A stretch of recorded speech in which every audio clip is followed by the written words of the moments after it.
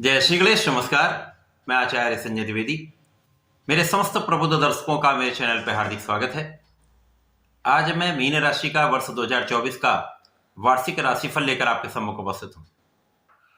वर्ष 2024 में मीन राशि के जातकों को किस प्रकार के लाभ मिलने वाले हैं, कौन सा भाव प्रबल हो रहा है, इस वर्ष में आप कितना लाभ ले पाएंगे, कहां पर समस्या आ सकती है, उसका क्या निराकरण है, संपूर्ण विश्लेषण मैं पूर्ण तर्क के साथ करने जा रहा हूं।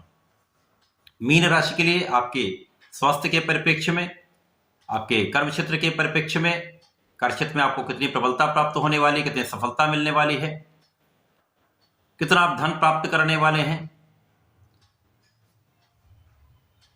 आपके शिक्षा ज्ञान का भाव कितना प्रबल रहने वाला है, प्रतियोगिता परीक्षा का क्या हल होगा, कितने आप सफलता प्राप्ति करने वाले हैं, संतान तथा विवाह का पक्ष किस प्रकार का रहेगा, आप इस वर्ष में भाग्य का कितना साथ प्राप्त कर पाएंगे, कितना लाभ ले पाएंगे, इन समस्त स्थितियों का संपूर्ण विश्लेषण लेकर आपके समक्ष उपस्थित। प्रिय दर्शकों, इस राशिफल को आपके अपने राशि के अनुसार तथा लग्न के दोनों के अनुसार देखना चाहिए। यदि आपकी मीन राशि है अथवा मीन लग्न है तो आप सभी को यह राशिफल अवश्य देखना चाहिए। इस पूरे वर्ष में जो स्थितियां बन रही हैं उनमें मुख्य रूप से 3 ग्रह ही सारा आधार देते हैं, जिनमें शनिदेव हैं, गुरुदेव बृहस्पति तथा राहु है। वार्षिक राशिफल सदा ही इन 3 ग्रहों पर आधारित होता है, क्योंकि ये तीनों लंबी अवधि के ग्रह हैं जो लंबे समय के लिए किसी भी राशि में गोचर करते हैं। शनिदेव का 2.5 वर्ष के लिए गोचर काल होता है, गुरुदेव बृहस्पति 1 वर्ष के लिए होते हैं तथा राहु 1.5 वर्ष के लिए किसी भी राशि में संचरण करते हैं। तो इन्हीं तीनों ग्रहों पर मुख्य रूप से आधारित होता है। परंतु यहां पर मैंने यहां पर लग्नेश की स्थिति को देखते हुए, इन तीनों ग्रहों को समस्त प्रभाव को देखते हुए, इन तीनों ग्रहों की स्थितियों को देखते हुए, परिवर्तन को देखते हुए, पूर्ण एनालिसिस करते हुए, पूर्ण अनुसंधान करते हुए यह राशिफल आपके लिए प्रस्तुत किया है। तो आप सभी का सहयोग अपेक्षित है, तो कृपया वीडियो को पूरा देखेंगे तो संपूर्ण समझ में आएगा।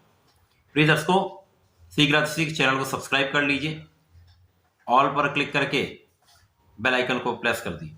तो मीन राशि के लिए यदि हम स्थितियों का अवलोकन करें तो लग्न में ही राहु का गोचर प्रारंभ हो चुका है। द्वितीय भाव में स्वयं गुरुदेव बृहस्पति हैं जिनकी राशि है, तो शनिदेव का गोचर आपके द्वादश भाव में, क्योंकि यहां पर आपके लिए 7:30 का समय प्रारंभ हो चुका है, शनिदेव आपके द्वादश भाव में है। पश्चात जो पहला परिवर्तन होगा गुरुदेव बृहस्पति का है, जो 1 मई से आपके तृतीय भाव में गोचर करना प्रारंभ करेंगे तथा 9 अक्टूबर से ये वक्री अवस्था में चले जाएंगे तथा इनका जो वक्री काल होगा वो 4 फरवरी तक होगा। शनिदेव जो द्वादश भाव में गोचर कर रहे हैं,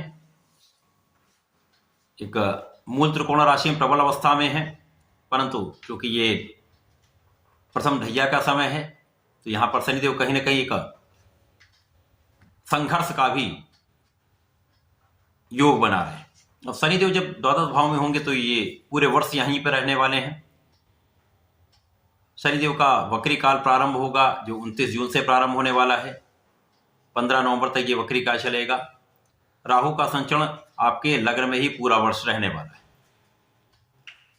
तो ये संपूर्ण ग्रह स्थितियां हैं।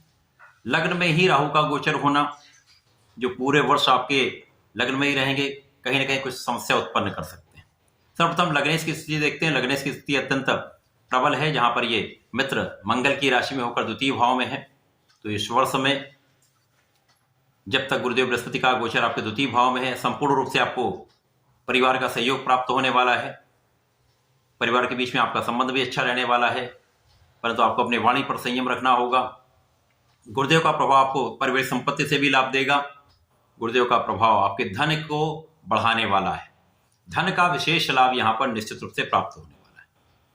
गुरुदेव का प्रभाव आपके 6ष्ठम भाव पर है, आपके 8म भाव पर है तथा आपके 10म भाव पर है।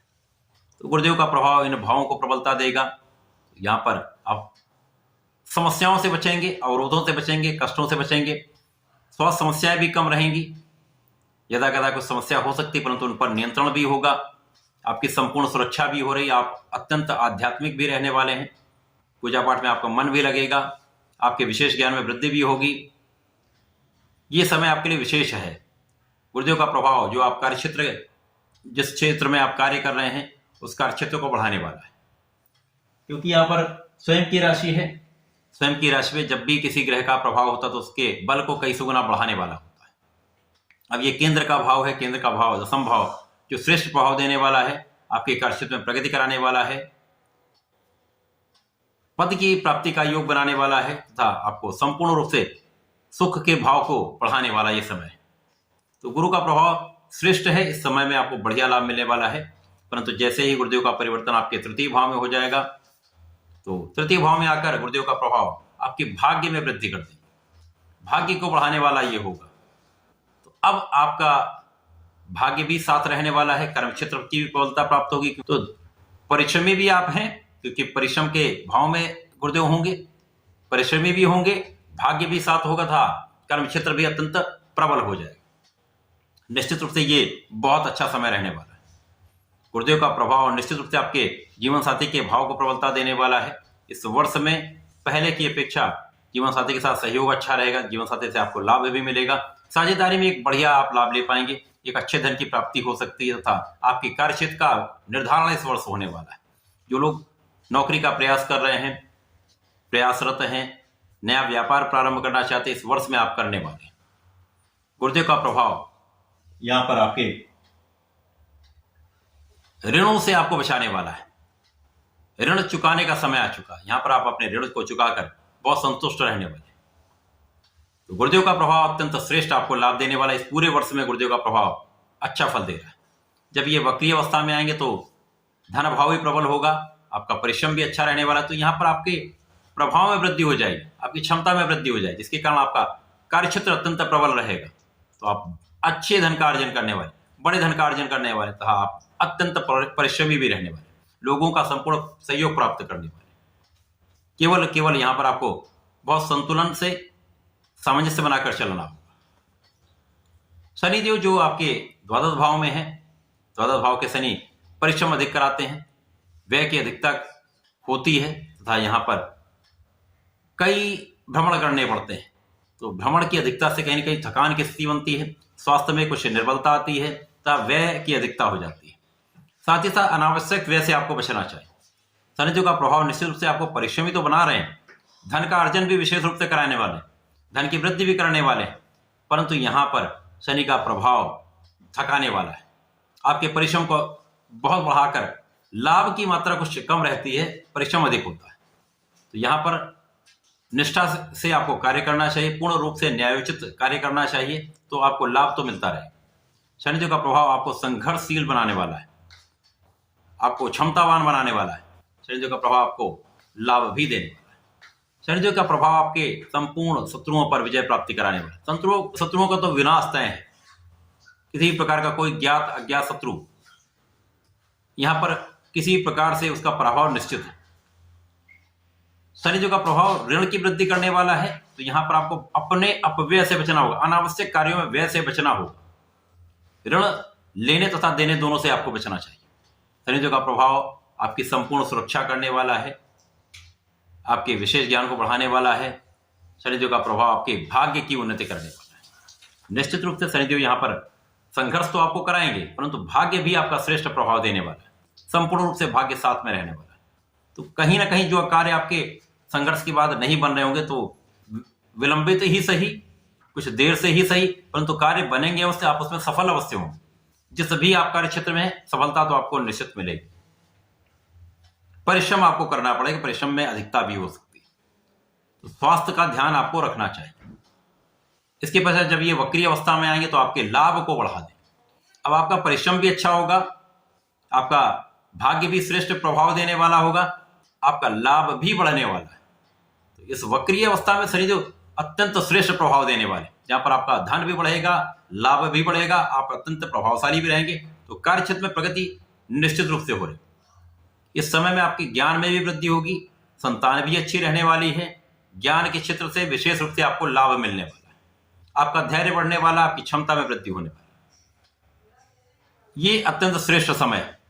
इसके पश्चात राहु जो आपके लग्न में गोचर करने पूरा वर्ष यहाँ पर रहेंगे, तो कहीं ना कहीं पूरे वर्ष तनाव देते रहेंगे, क्रोध में वृद्धि करते हैं, शारीरिक स्वास्थ्य को निर्बल करते हैं, कहीं ना कहीं मन का विचलन करते हैं, कुछ भ्रम की स्थिति यहाँ पर बनाते रहते हैं।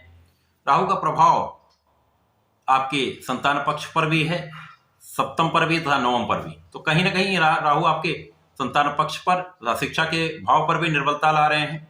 यहाँ पर शिक्षा ज्ञान का भाव कुछ निर्बल होता है, जहां पर पढ़ाई में कुछ मन कम लगता है, भ्रम की स्थिति बनी रहती है। प्रतियोगिता परीक्षा में कुछ पूर्ण परिश्रम के बाद सफलता कुछ कम प्राप्त होती है। जीवन साथी के साथ सामंजस्य में कुछ कमी होती, मतभेद अवश्य रहते हैं, कुछ क्लेश रहता है। इसी प्रकार से भाग्य में पूर्ण रूप से भाग्य का साथ नहीं लेने देते, परंतु यहाँ पर गुरु और शनि के श्रेष्ठ स्थिति, लग्नेश और शनिदेव जो आपके लाभ के स्वामी, उनकी श्रेष्ठ स्थिति आपको उन राहु के नकारात्मक प्रभाव से बचाकर आपको बड़ा लाभ दिलाने वाला है, संपूर्ण सहयोग करने वाला है, विशेष रूप से उन्नति कराने वाला है।